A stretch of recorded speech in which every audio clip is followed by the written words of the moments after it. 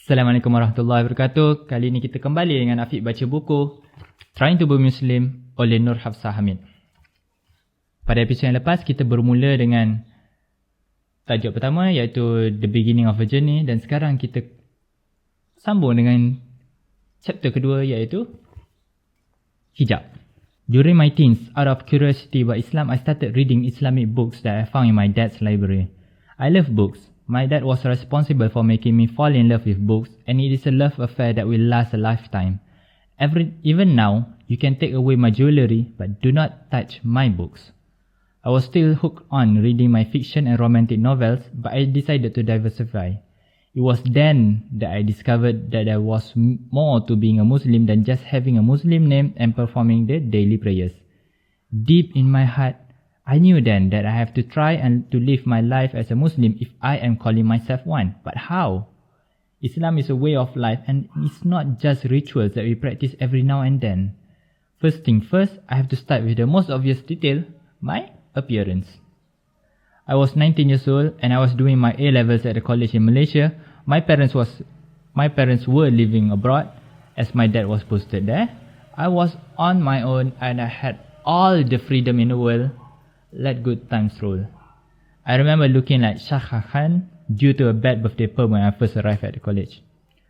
My uncle had dropped me off the main gate, and kid you not, when I say that I really did look like something that the cat dragged in from the bushes or the drain, all disheveled and unkempt. I also had the feeling of begrudge towards my parents for just leaving me behind and jetting off to London. This was the time when I felt the whole world was against me. Still, I was young, and like any other girl my age, I was so vain.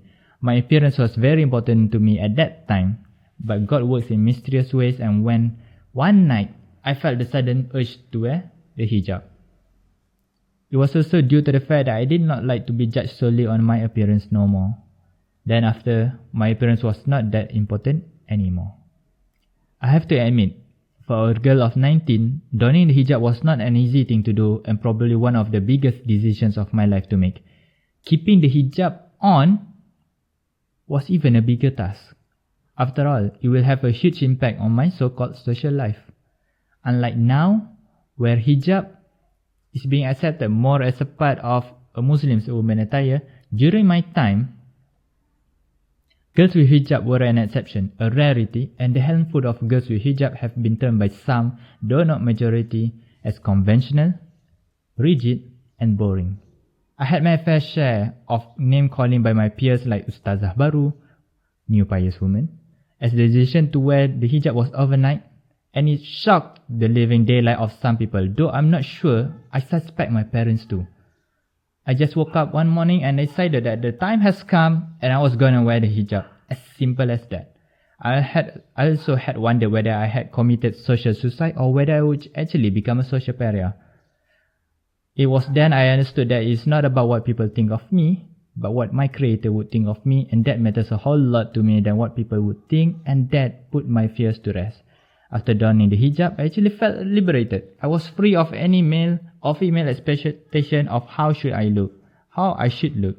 I never had to look at myself in the mirror and ponder if this particular hairstyle would suit me. I do not have to survive another bad perm day. I had quite a few those at that time. I suffered through another embarrassing incident, such as when my sister accidentally burnt my front fringe and my left eyelashes while conducting a do-it-at-home beauty treatment. I bluff you not. She burnt my entire lashes.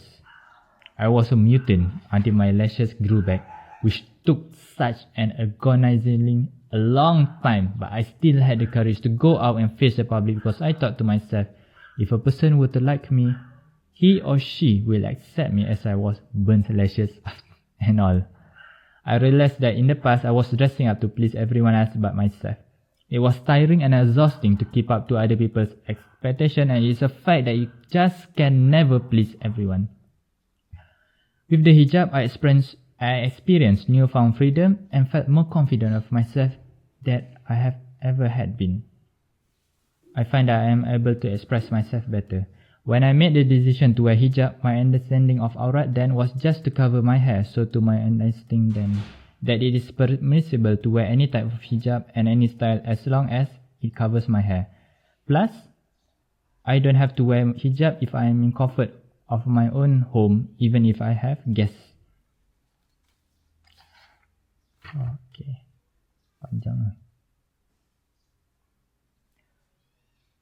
It was not until years after, through Quranic studies, that I found out about my understanding of aurat was completely off the mark. This is what I know now that I must share with you.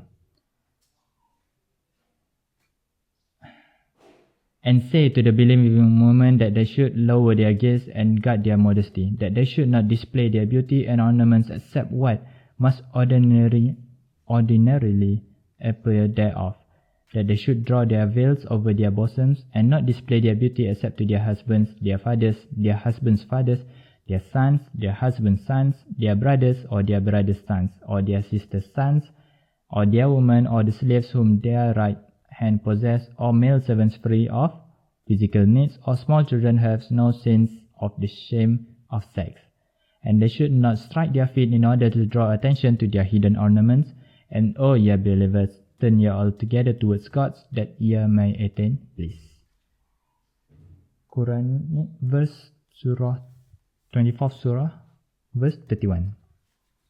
The verse is very clear about the compulsion in wearing hijab by women. It also states that the category of persons whom a woman may reveal her beauty. So the next question is, what and where is a woman's aurat? That answer is found in this hadith.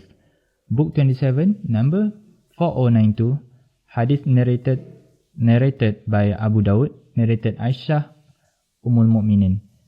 Asma, daughter of Abu Bakr, entered upon the Apostle of Allah, peace be upon him, wearing thin clothes. The Apostle of Allah, peace upon him, turned his attention from her. He said, O Asma, when a woman reaches the age of menstruation, it does not suit her that she displays her part of body except this and this, and he pointed to her face and hands. The above hadith also means that I should cover my feet. If my feet are bare, then I am exposing my aurat. I also found out that if I don't cover myself, then my prayers will not be accepted by God. Allah does not accept the prayer of a female who has reached the age of puberty except if she is wearing a head covering, recorded by Al-Tirmidhi, Ahmad, Abu Dawud and Ibn Majah. When I found out about this hadith, my heart almost dropped to my chest. Subhanallah, if I am still without hijab now, then all those years of prayers is pointless as it is not accepted by God. If my prayers are not accepted, what about my other deeds such as fasting, giving alms, etc.? Will those be rejected also? Will I then die full of sins? Only God knows. Rasulullah SAW also said, there are two other types of denizens of hell whom I did not see. Number one, people having flocks like the tails of the ox with them, and they would be beating people, unjust rulers. The women who would be dressed but appear to be naked, who would be inclined to evil and make others inclined towards it. Their heads would be like the humps of the bukh camel, inclined to one side. They will not enter paradise, and they will not smell its odor, whereas its odor will be smelled from such and such distance. Narrated by Muslim. My dear sisters, don't be alarmed or disheartened. We are not being oppressed, but we are being protected. We are like rare gems. Muhammad Ali, the boxer, had advised his daughters. My father took a good look at us. Then he sat down on his lap and said something that I will never forget. He looked me straight in the eyes and said, Hannah, everything that God made valuable in this world is covered and hard to get to. Where do you find diamonds? Deep down in the ground, covered and protected. Where do you find pearls?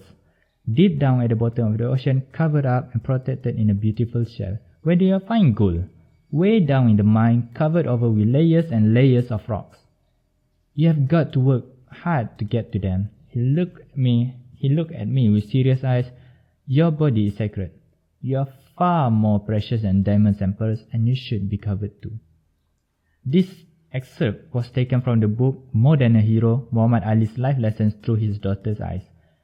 I realized that rather looking at the negative side of it, it would be better for me to find out the reasons behind it. One thing I've learned so far is that if we don't respect ourselves, then others will not either. Don't fight it, but embrace it. Insha'Allah, you will find inner peace and strength. I have to admit that in this society and time, there are many challenges and obstacles that a Muslim woman faces. To stay steadfast and conform to the true meaning of a Muslim woman is no easy task. The environment and the people around you plays a vital role in shaping the type of person you are, but I must always remind myself, Islam is simple, and Islam is beautiful.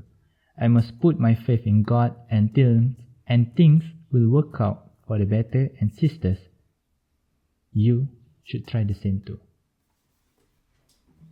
Alhamdulillah. Siap chapter 2 pula.